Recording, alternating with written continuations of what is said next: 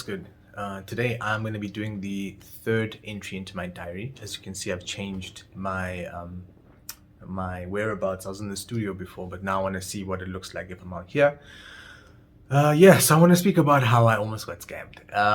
That was fun. Happened a couple of days ago. Must have been Thursday. Was it Thursday? Yeah, it was 2 days ago. 3 days ago. What day is it today? Anyway, that doesn't matter. I have recently gotten into buying and selling music equipment, right? Secondhand stuff, even brand new stuff. Found some people who have brand new stuff and they're like, hey, you know what, you can put a little bit of a markup on it, and you can sell it. So I was like, why not? Why not try it? I do have quite a bit of a network. Some people have contacted me asking for new equipment. Why not be an option to them? Cool. So I have a couple of interfaces that I'm trying to move at the moment. I'm trying to get them out. And I thought, you know what? Facebook Marketplace would be a great place to try and sell this stuff. Prior to that, I was using WhatsApp. I was using Instagram as well. I used Twitter as well to try and get the word out there that I had equipment. I got a couple of biters. There were a couple of people that were like, look, I might not have cash right now, but I'm happy to, possibly buy it in the future. And I was like, cool. But I wanted to kind of scale up and I wanted the stuff to be available on more platforms. So I was like, why not try Facebook Marketplace? So I did. I popped the interface, the one, I think it was a Steinberg UR22C. I placed that on Facebook Marketplace and I waited. Some time went by and I got a couple of inquiries, right? Just saying like, is it available? There's that automated thing that says you can ask whether it's still available. So I got a lot of people asking if it's still available. I said, yes, it is available. Then we'd get into a dialogue. One person's like, I want it. I want to get it ASAP, but I'm at work at the moment. So let me pay you and then I'm going to send a Taxify to you. And I was like, oh, okay.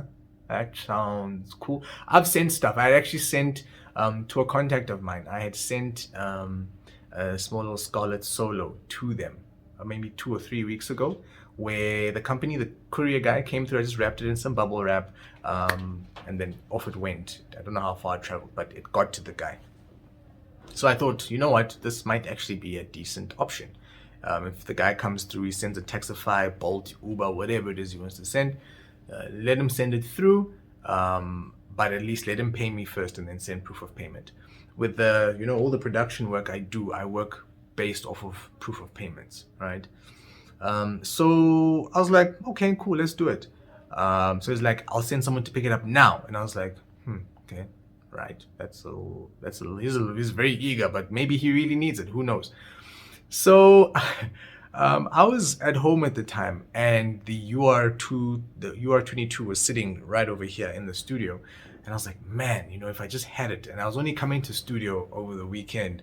So I was like, if I can just quickly go grab it, then that guy can send the Taxify to wherever and he can come and collect it. And I got into the car and I was driving out the driveway and I was like, man, I don't know how I feel about this. If it works, it's great because that was a fast sale. But at the same time, I was like, nah, something's up. So I phoned the guy that I'm working with in all of this. And I was like, hey, Kelvin, man, is it okay that this guy is like, you know what, like I want the stuff like right away? He's like, yeah, no, sometimes stuff does move that quick on Facebook Marketplace. I'm like, yeah, sure. It's got many, many millions of people. So why not? And then I said, but he said he's going to send proof of payment. And Calvin was like, well, I think maybe in this case, try and get the money in your account. I was like, well, okay, I guess it could. Maybe he is on the same bank that I'm on and it would reflect, immediately. And then I'd actually see the money, not so much the proof of payment. I'd actually see the money and I'd be like, okay, cool, you can send the person through. And I decided, okay, cool, let me just stop. So I stopped the car and I texted this guy and I said, look, rather don't EFT me, rather do, mind you, I'd sent him my banking details already.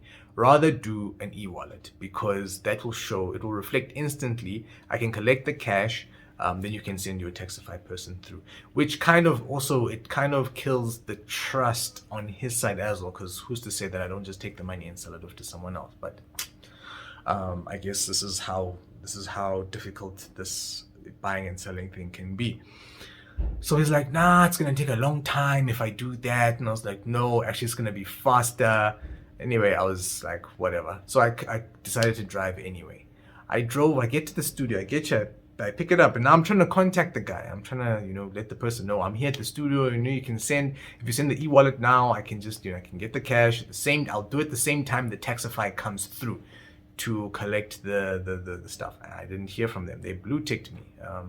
The other thing that I didn't mention is that we shifted the conversation very quickly to WhatsApp, which I think was also another thing that I would say is a thing to watch out for.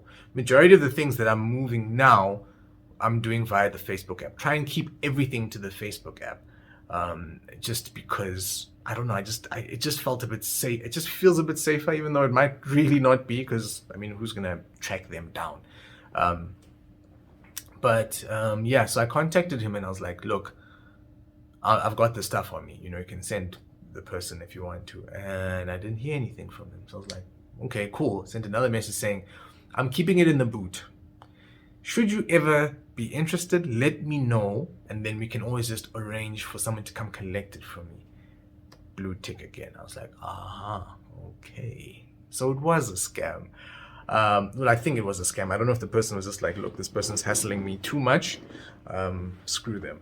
So yeah, so moving forward, I think I am still going to try and use Facebook Marketplace. I'm in contact with a few people now about buying equipment.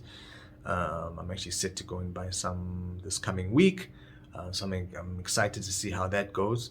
And in terms of sales, I'm having real conversations with people now, not those quick like, oh my gosh, I want to get it, let's do it, So I think just certain things to look out for would be just, is it too good to be true? Does it feel like it's a little bit too good to be true? One. Two, how are they planning on doing this? There should be some kind of way, maybe there's a place where we can say that there is, can I call it surety? So say I pay Facebook, maybe this thing exists where I pay Facebook holds the money, and then once everything has been sent and received, then that money will then pop up on their side. Something along those lines would be nice.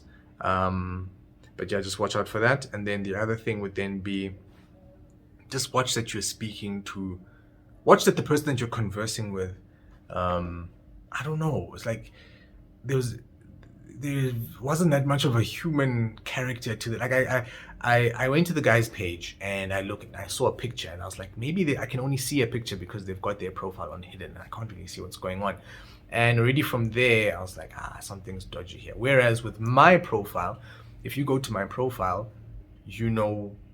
very, very quickly that I am a human being. I'm interactive. I will text you and, I'll speak about my situation. This guy just literally said, I'm in Oakdean, full stop.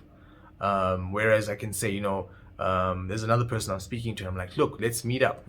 Where are you based? Where am I based? Let's kind of find a middle ground where we can do a delivery. I'll explain to them the reason for sale. I like doing that as well because then it lets people know that I'm not sending them defective equipment. I'm actually trying to give them something that's going to work. And the reason why I don't want to use it is either I don't need it or I'm trying to replace old equipment, something along those lines. So just be careful for that type of thing. And I think it spans to all kinds of other scams as well.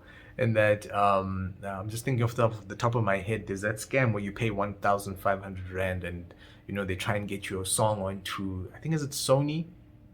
Must be Sony. There's a specific person, they will take your music and they will get it played for Sony execs, and you have the possibility of getting a multi tens of hundreds of thousand rands contract, recording deal contract, and all they want from you is 1,500 Rand, right? It sounds pretty decent, right? But if you break it down, it's a scam. The scam has been played out so many times, it's actually quite silly. But unfortunately, people keep falling for it because we're desperate. That's pretty much what happens. It boils down to just being desperate. So try and remove yourself from that position of being desperate and think, if it is too good to be true, if it seems too good to be true, then it probably is. Yeah, so if you have any experiences of your own that you've had, let me know. I'd be keen to hear. All it does is just educate the next person and stop them from getting scammed, and we kind of just, it's never going to go away completely, but we can at least try and slow it down.